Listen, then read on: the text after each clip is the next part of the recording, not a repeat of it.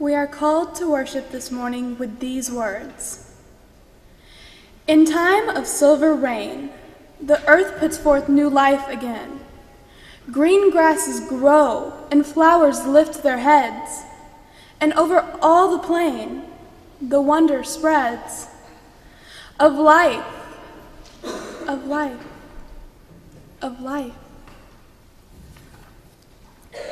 In time of silver rain, the butterflies lift silken wings to catch a rainbow cry, and trees put forth new leaves to sing in joy beneath the sky. As down the roadway, passing boys and girls go singing, in time of silver rain, when spring and life are new. And now I invite our youth to come forward and offer us our children's story.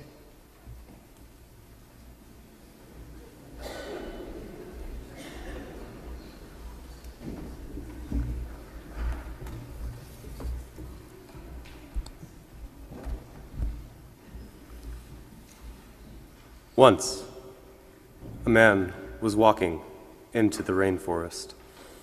Moments before, the forest had been alive with the sounds of squawking birds and howling monkeys.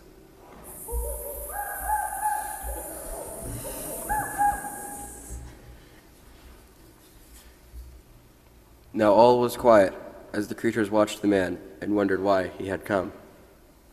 The man stopped and gazed up at a great kapok tree. Then he took the axe he carried and struck the trunk of the tree.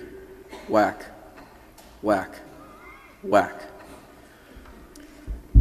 The sounds of the blows rang through the forest. The wood of the tree was very hard. The man wiped off the sweat that ran down his face and neck. Soon the man grew tired. He sat down to rest at the foot of the great kapok tree. Before he knew it, the heat and hum of the forest had lulled him to sleep. A boa constrictor lived in the great kapok tree. He slithered down its trunk to where the man was sleeping. He looked at the gash the axe had made in the tree. Then the huge snake slid very close to the man and hissed in his ear. Senor, this is a tree of miracles.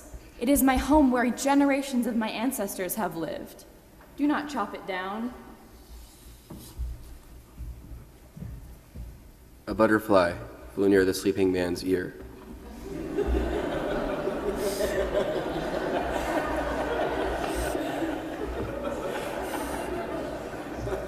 Monsieur, our home is in this kapok tree, and we fly from tree to tree and flower to flower, collecting pollen.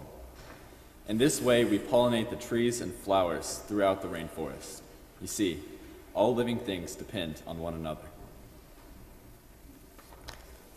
A troop of monkeys scampered down from the canopy of the kapok tree. They chattered to the sleeping man. Prabhu, we have seen the ways of man. You chop down one tree, then come back for another, and another.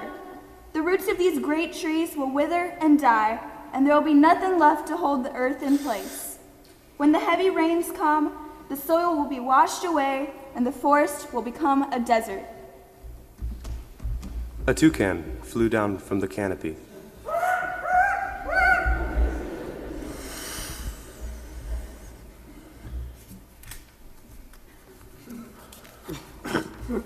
Hey man, you must not cut down this tree. We have flown over the rainforest and seen what happens when once you begin to chop down the trees. Many people settle on the land. They set fire to clear the underbrush, and soon the forest disappears. Where once there was life and beauty, only black and smoldering ruins remain. A three-toed sloth had begun climbing down from the canopy when the man first appeared. Only now did she reach the ground. Plodding ever so slowly to the sleeping man, he spoke in a low voice. Signor, how much is beauty worth? Can you live without it?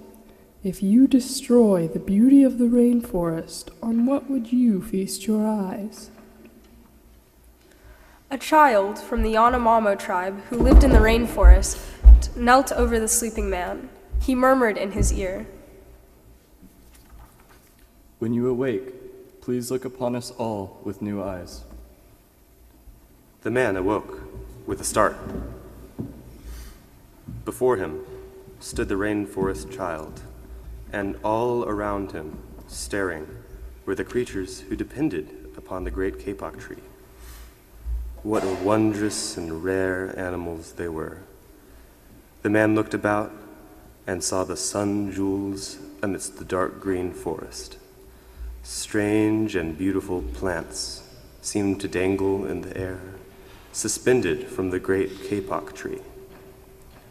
The man smelled the fragrant perfume of their flowers. He felt the steamy mist rising from the forest floor. But he heard no sound, for the creatures were strangely silent. The man stood and picked up his axe. He swung back his arm as though to strike the tree. Suddenly, he stopped. He turned and looked at the animals and the child. He hesitated.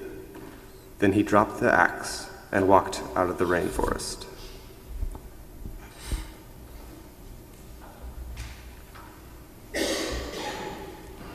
Now it is time for our children to go to their classes.